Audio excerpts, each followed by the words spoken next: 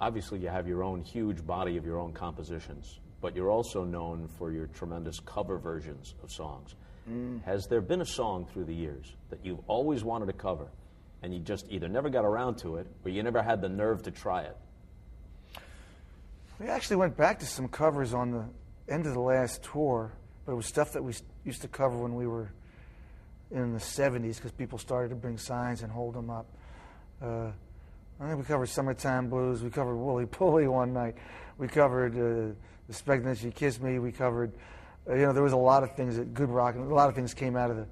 And so I said, it might be fun to pick the covers up and do one a night now, in the future, but things we haven't done, There's a lot of them. Some of them are too hard, like Friday on My Mind or Talk, but there's a lot of young bands like Social Distortion, 99 Life.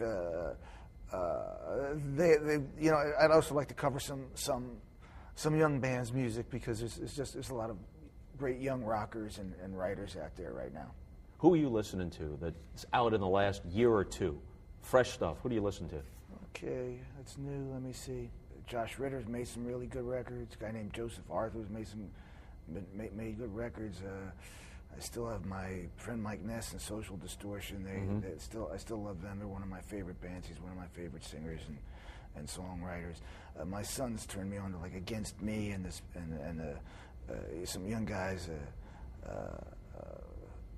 from Jersey, Gaslight Anthem, and so there's just a lot of good music out there. If you go in the record store, you go on the internet,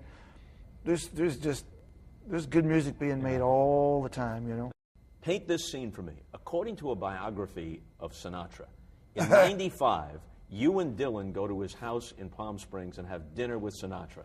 The evening moves along, and you wind up at the piano.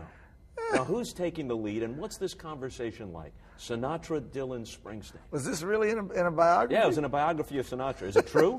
Oh, yeah. Yeah. We ended up around the piano. And actually, my wife, Patti Scalpa, she can really sing those standards. She can sing those standards like you've never heard anybody sing them. I mean, she's got the original, true torch singer's voice. And we listened to her. She sang a couple of songs, It was pretty memorable. So she's singing Sinatra. And she sang Someone to Watch Over Me. What else did you sing, hon? Is she there? Yeah, she's there. I know you sang Someone to Watch Over Me, and there was some other things too.